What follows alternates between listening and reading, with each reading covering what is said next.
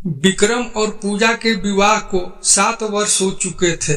विक्रम पूजा से बहुत प्यार करता था और अपनी दुनिया उसी के इर्द गिर्द बुन रखी थी।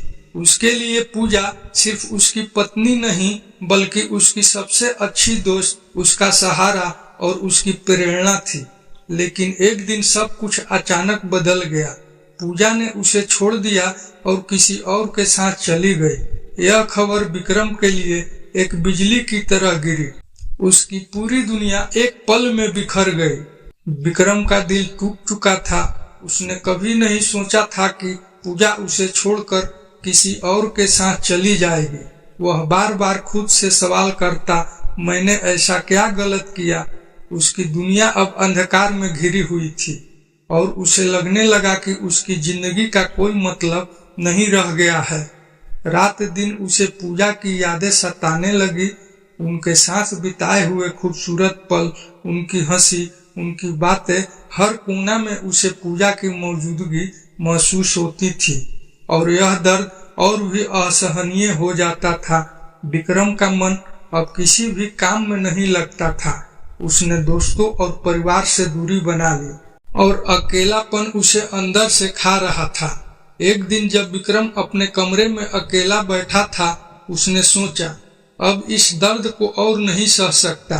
मेरी जिंदगी में अब कुछ नहीं बचा है। मैं अपनी जान दे देता हूँ। शायद यही इसका हल है। उसने आत्महत्या का मन बना लिया और सोचने लगा कि कैसे अपनी जिंदगी खत्म की जाए। लेकिन तभी उसके फोन पर एक मैसेज आया, उसके पुराने दोस्त अंशुल का। अंशुल और विक्रम बचपन के दोस्त थे, लेकिन वक्त के साथ दोनों की बातचीत कम हो गई थी। मैसेज में लिखा था, भाई बहुत दिनों से तेरी याद आ रही है। क्या चल रहा है? मिलना चाहिए। विक्रम ने पहले तो मैसेज को नजरअंदाज करने की कोशिश की, लेकिन कुछ देर बाद उसने सोचा, शायद आखिरी बार अंशुल से मिल लेना चाहिए। अगले दिन विक्रम और अंशुल एक कैफे में मिले। अंशुल ने विक्रम के चेहरे पर उदासी को भांप लिया और पूछा, क्या हुआ यार, तू इतना बुझा बुझा क्यों लग रहा है।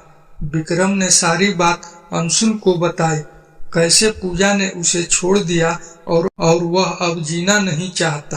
अंशुल ने उसकी बातें ध्यान से सुनी और फिर शांत होकर बोला, विक्रम, मैं समझ सकता हूँ कि तू किस दर्द से गुजर रहा है, लेकिन आत्महत्या किसी भी समस्या का हल नहीं है। तेरे जैसे लोग बहुत मजबूत होते हैं, लेकिन कभी कभी हालात इतने मुश्किल हो जाते हैं कि हमें लगता है कि इससे बाहर निकलने का कोई रास्ता नहीं है। अंशुल ने उसे सहारा देते हुए कहा, तूने पूजा से प्यार किया और वह प्यार सच्चा था, लेकिन अगर वह तुझे छोड़कर चली गई तो यह उसकी पसंद थी। इसका मतलब यह नहीं है कि तेरी जिंदगी खत्म हो गई है। प्यार तुझमें था और तुझमें ही हमेशा रहेगा, लेकिन अपनी जिंदगी को खत्म करना किसी भी तरह से सही नहीं हो सकता। तेरे जीने की वजह सिर्फ एक इंसान नहीं हो सकती। तेरे पास और भी कई रास्ते हैं। विक्रम ने अंशुल की बातें सुनी और उसकी आंखों से आंसू बहने लगे। वह जानता था कि वह अंशुल की बातों में सच्चाई थी, लेकिन अपने दर्द से वह अब तक बाहर नहीं आ सका था। अंशुल ने उसके कंधे पर हाथ रखते हुए कहा, विक्रम, जिंदगी में उतार चढ़ाव आते रहते हैं। आज यह वक्त मुश्किल है, लेकिन कल का दिन नया हो सकता है। तू अपने आप को इस एक घटना के कारण खत्म नहीं कर सकता। तेरे परिवार, तेरे दोस्त के बारे में सोच, उन्हें भी तेरी जरूरत है।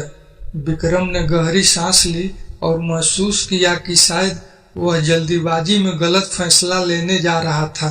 उसने अपनी आंखों से आंसू पोंछे और अंशुल का हाथ पकड़ते हुए कहा, तू सही कह रहा है अंशुल, मुझे अपनी जिंदगी को नए सिरे से देखना होगा। मैं खुद को इस तरह खत्म नहीं कर सकता। उस दिन के बाद विक्रम ने धीरे धीरे अपनी जिंदगी को फिर से पटरी पर लाना शुरू किया। उसने अपने दोस्तों और परिवार के साथ समय बिताना शुरू किया, खुद को व्यस्त रखा और खुद को यह सिखाया कि उसकी जिंदगी की कदर खुद उसे करनी होगी। वक्त के साथ विक्रम का दर्द थोड़ा कम हुआ और उसने समझा कि जिंदगी में प्यार सिर्फ एक इंसान से नहीं होता बल्कि खुद से भी होता है। उसने सीखा कि अतीत को पीछे छोड़कर आगे बढ़ना ही जिंदगी का सही रास्ता है। यह कहानी हमें यह सिखाती है कि जिंदगी में चाहे कितना भी दर्द हो, आत्महत्या कभी भी इसका समाधान नहीं हो सकती। मुश्किल वक्त जरूर आता है, लेकिन हमें हमेशा उम्मीद बनाए रखनी चाहिए और किसी की मदद लेने में हिचकिचाना नहीं चाहिए। जिंदगी अनमोल है और हर एक नए दिन के साथ नई शुरुआत हो सकती है। दोस्तों, अगर आपको यह कहानी पसंद आई हो तो नीचे कमेंट में हमें जरूर बताएं। ऐसी और कहानियों के लिए हमारे चैनल को सब्सक्राइब, वीडियो को लाइक तथा शेयर जरूर करें।